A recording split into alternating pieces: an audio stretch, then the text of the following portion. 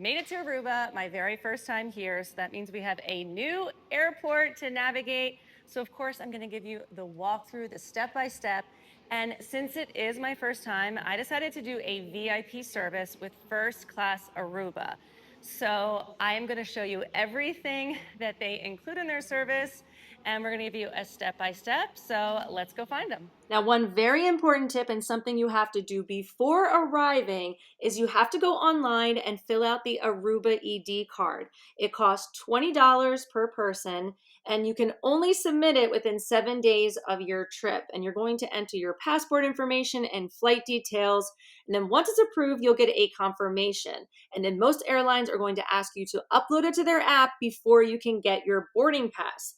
And I will put the link to the official site in the description below. So let's keep walking through the airport. And there's something that really shocked me once I got through, and it's an important tip you're definitely going to want to know. And like I mentioned, I booked the VIP meet and greet service with First Class Aruba because I just wasn't sure what to expect, it being my first time, and they were waiting for me with a sign right at the top of the escalator. Hola, hello, hello, hello. 3 days, 3 noches.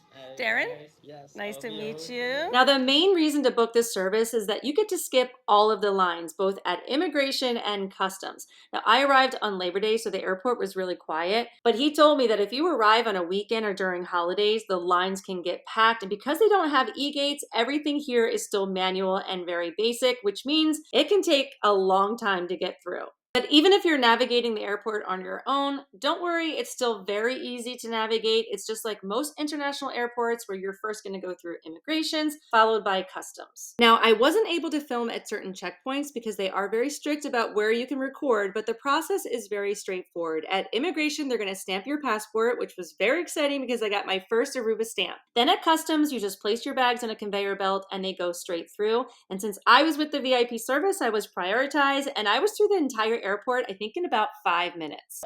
Made it through immigrations, got my first Aruba stamp. I'm so excited. If you need to collect a bag, then you would come here if you checked in a bag. But we are gonna go through duty free because this is where they have the best prices in alcohol. So if you want something in your room, this would be the place to go. Let's check it out. And this is the shocking thing that I mentioned earlier because in duty free, the alcohol prices were actually cheaper than when I paid back home in New Jersey. And I heard how expensive alcohol can be on the island.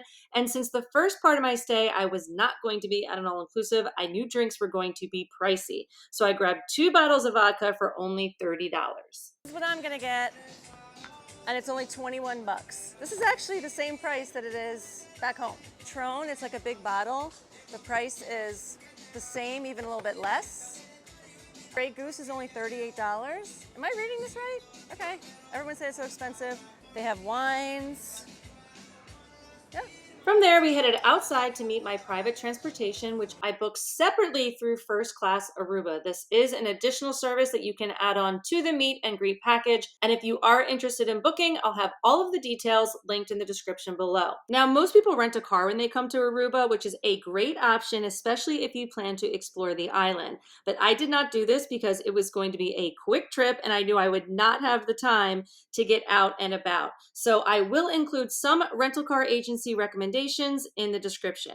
It's also perfectly safe and easy to just grab a taxi, and the rates are posted right on the airport's website. Now, call me spoiled, and I know many of you will in the comment section, but I just love using private transportation really at any airport that I go to. I have just found that first, it's extremely safe and reliable. So I don't have to stress out about figuring out where to go when I land or waiting for a taxi. Just knowing that my ride to the resort is completely taken care of for me just gives me peace of mind. But like I mentioned, there are more affordable options that are perfectly fine, especially here at the Aruba Airport. And one more tip for arrivals is there is a small mini mart right outside the airport, which is perfect if you want to grab some bottled water or a few snacks before heading out. Now let's talk about departing from the Aruba Airport. And this is where things can get crazy and where the VIP service literally saved me from missing my flight. Because they usually recommend arriving at least 3 to 4 hours before your flight, especially if you're checking in a bag, because the Aruba Airport airport has 5, technically 6 different checkpoints you must go through before you reach your gate, because you actually go through US Customs and Border Control right at the Aruba airport. And I've seen so many TikToks where people either miss their flights or they are just miserable because they have to stand outside in the heat in these lines and sometimes wait forever.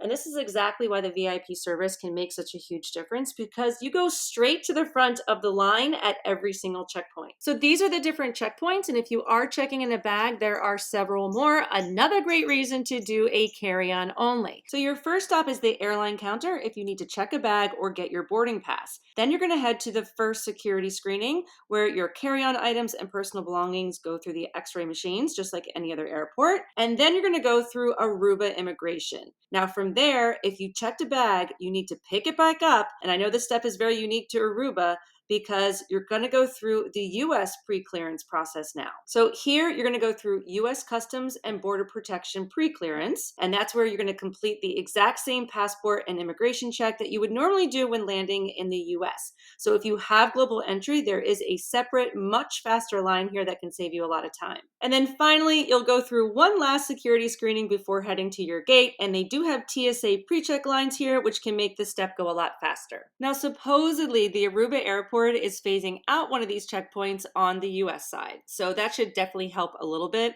But even with that change, there are still more steps here than at most airports. So having the VIP service just takes so much of the stress out of the process. And I thought the cost was really reasonable. I've done a lot of VIP services, but it does just depend on whether you're using it for arrival, departure, or both, and if you're adding on any extra services like private transportation. So it starts around $150 per person.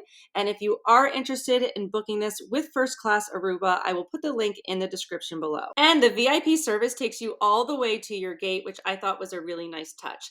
But honestly, once you're there, there's not much to the Aruba airport. It is a typical small Caribbean airport with limited seating and very few plugs for your devices. Now, they do have a few food and bar options, as well as an airport lounge, but getting into the lounge can be really difficult. There's usually a line and an extra cost to access it because it's super small. And it's not included with the VIP service because it's run by a separate company. And with only one lounge, they just can't always guarantee that there's going to be seating available. Now, for me, I took full advantage of the VIP service and arrived right before my flight boarded, so I didn't have to wait long at all. And that's it. That's everything you need to know about navigating the Aruba airport when you arrive and when you depart.